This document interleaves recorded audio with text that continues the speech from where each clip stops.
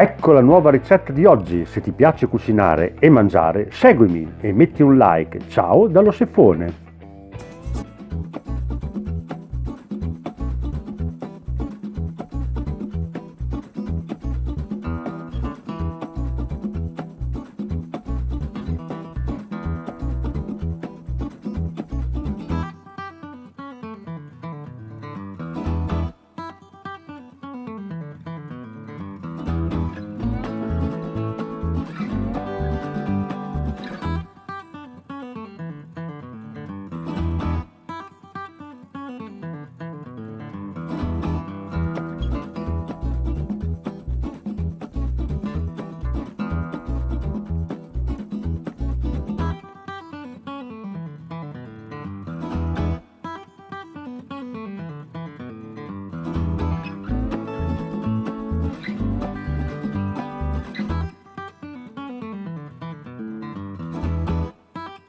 Ti aspetto la prossima settimana per una nuova ricetta.